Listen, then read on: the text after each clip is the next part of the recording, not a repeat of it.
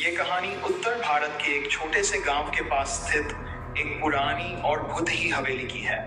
गांव वालों का मानना था कि हवेली पर किसी आत्मा का कब्जा है। ये हवेली करीब 100 साल पुरानी थी, जो अब खंडहर बन चुकी थी। उसके आसपास के क्षेत्र में अक्सर अजीब घटनाएं होती थी।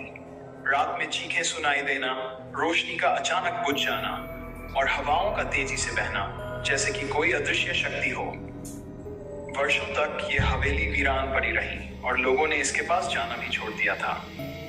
गांव के बुजुर्ग कहा करते थे कि हवेली में एक समय में एक अमीर जमींदार और उसका परिवार रहता था, पर एक दिन पूरा परिवार रहस्यमयी परिस्थितियों में मर गया और तब से हवेली को अपशकुनी मान लिया गया।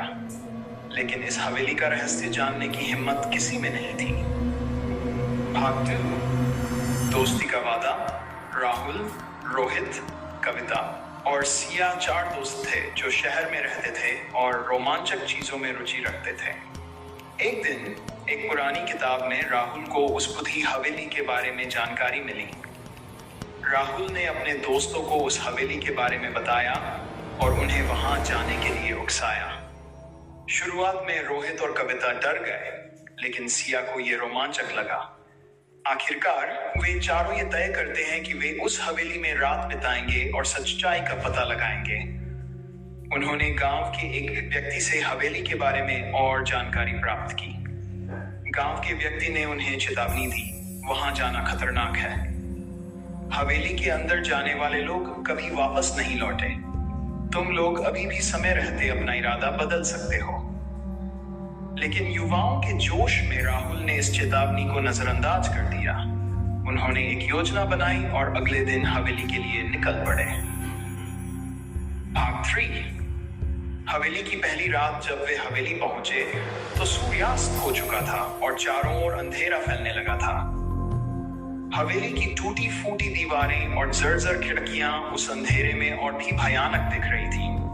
हवेली के दरवाजे पर पहुंचते ही उन्होंने दरवाजे पर पुरानी धूल और मकड़ियों के जाले देखे, जो ये संकेत दे रहे थे कि यहाँ बहुत समय से कोई नहीं आया। अंदर का दृश्य और भी डरावना था। हर कोने में धूल की मोटी परत जमी हुई थी। हवेली के भीतर प्रवेश करते ही उन्हें ठंडक का एहसास हुआ, जैसे किसी अदृश्य शक्ति ने उनका स्वागत किया हो। रोहित ने अपने साथ लाया हुआ टॉर्च जलाया और चारों ने इधर उधर देखना शुरू किया। हवेली के बड़े बड़े कमरे, टूटी हुई सीढ़ियां और भूतिया माहौल ने उन सबके मन में डर पैदा कर दिया।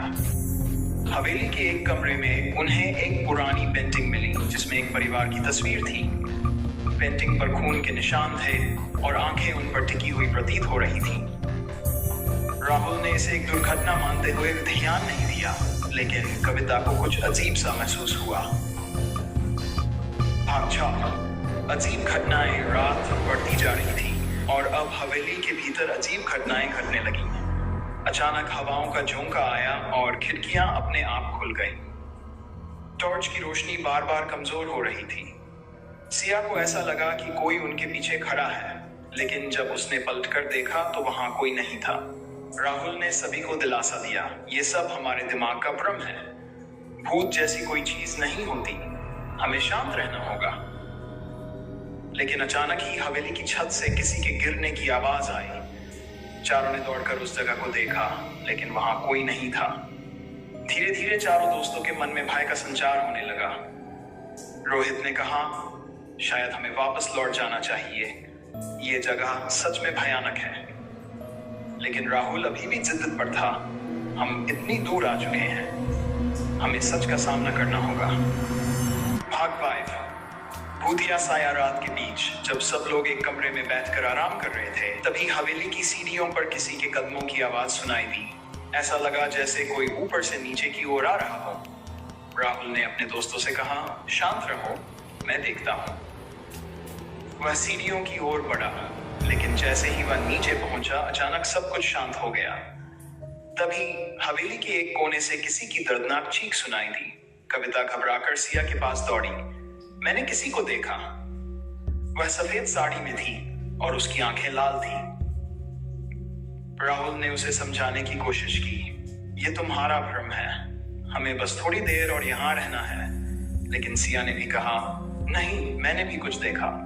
वह एक साया था जो दरवाजे के पास से गायब हो गया। रहस्य का खुलासा अब चारों को यह एहसास होने लगा कि हवेली में कुछ तो गड़बड़ है। अचानक हवेली के दरवाजे बंद हो गए और खिड़कियां जोर जोर से बजने लगी। ऐसा लगा जैसे हवेली की आत्माएं जाग गई हों। राहुल ने अपनी बैग से एक किताब निकाली जिसे वह गांव से लाया था। उसमें हवेली के परिवार के बारे में लिखा था कि उनकी हत्या किसी आत्मा ने नहीं बल्कि हवेली के एक नौकर ने की थी, जो अब हवेली में कैद था। वह आत्मा हर रात हवेली में भटकती थी, अपने परिवार की मौत का बदला लेने के लिए। तभी हवेली के एक अंधेरे कोने से एक भयानक छाया उभरी। वह छाया धीरे धीरे उनके पास आ रही थी। चारों दोस्त चीखते हुए बाहर भागने लगे, लेकिन हवेली के दरवाजे अचानक बंद हो गए। वह छाया उनके बिल्कुल पास थी। भाग 7, मौत का सामना। वह छाया हवेली के मृत जमींदार की आत्मा थी, जिसने नौकर द्वारा किए गए विश्वासघात के बाद खुद को मार लिया था। अब वह आत्मा हवेली में आने वाले हर इंसान को अपना शिकार बनाती थी। राहुल ने डर के मारे किताब को हवेली के फर्श पर फेंक दिया। तभी हवेली की दीवारों पर खून के धब्बे उभरने लगे और चारों दोस्तों को महसूस हुआ कि उनकी जान अब खतरे में है। सिया ने चिल्लाते हुए कहा, हमें यहां से निकलना होगा, नहीं तो हम सब मर जाएंगे। आत्मा का अंतिम हमला हवेली में फंसे चारों दोस्त किसी तरह दरवाजा खोलने की कोशिश करने लगे, लेकिन दरवाजा हिल ही नहीं रहा था। तभी एक भयानक चीख के साथ वह छाया हवा में उठी और राहुल की ओर बढ़ने लगी। रोहित ने चिल्लाते हुए कहा, राहुल जल्दी करो, कुछ करो। लेकिन राहुल जैसे जड़ हो गया था। आत्मा ने राहुल को घेर लिया और अचानक हवेली की सारी लाइटें बुझ गईं। अगली सुबह गांव वालों ने हवेली के पास 4 लाशें पाई। उन लाशों के चेहरे भय से विकृत थे और उनके शरीर पर अजीब निशान थे। गांव के बुजुर्गों ने कहा, यह वही आत्मा थी जिसने उन्हें नहीं छोड़ा। हवेली का रहस्य फिर से अधूरा रह गया और इस तरह भूतिया हवेली का रहस्य अब भी जीवित है और हर रात उस हवेली से आज भी अजीब